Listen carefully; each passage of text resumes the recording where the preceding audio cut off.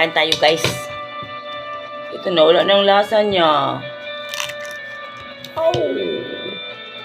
Ang kaon, ta, mga unta. Sabaw na lang nina ako, be. Oh, di man ni pwede ninyo. Pero ayaw ka pala ka. Mabayran ko kihapon na akong abangan kay may nakita ko Kaunta. na trabaho. Ay, dili kira ang akong kabalak ano. Anong niresign ka man sa kanin mo trabaho?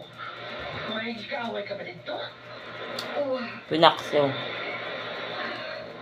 Kayo na lang kung mainom-dum ni Francis kung to ako dito. Wala ko. O niya, hindi sad ko mo-attend. Nagluto og sudan. Pabiling ko sa maong kantin.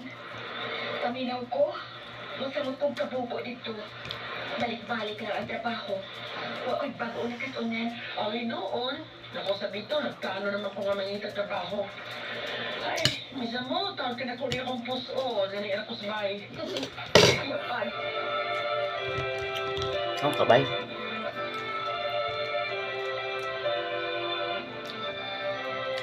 Yan tayo guys. Ako lang mag-isa. Kausap ko yung sarili ko sa cellphone.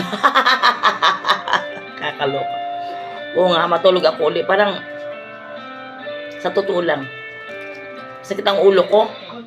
Nakainom ako kagabi. Hindi na talaga kasi ako sanay. Ayoko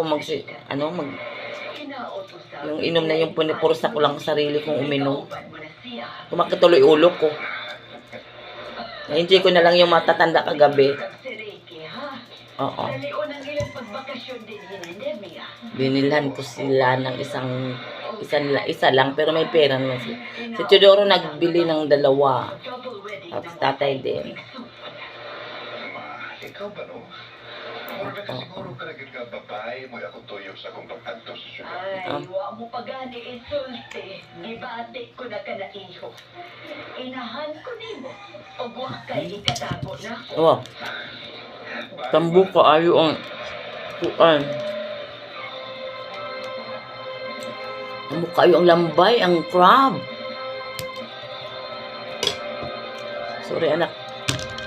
Ako lang na yung kanon, total, hindi tayo kang hilig pero hindi mo sa kanon hinuon kay ako mas yung giinit sa akin ipatong na ko sa dinong agba. Ito na lang siyang kanon.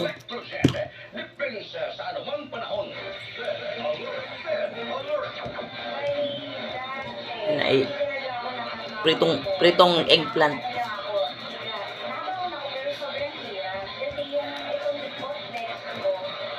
Dapat nag-power ka, maglabaw nga.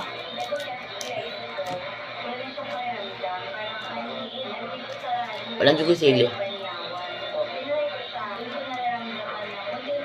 Diba? Tambok lagi ang crab, ang lambay.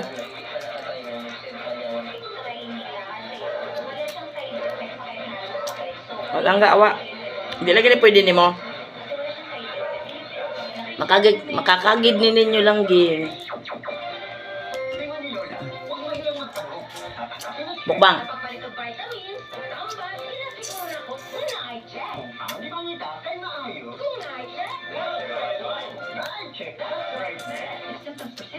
Guys.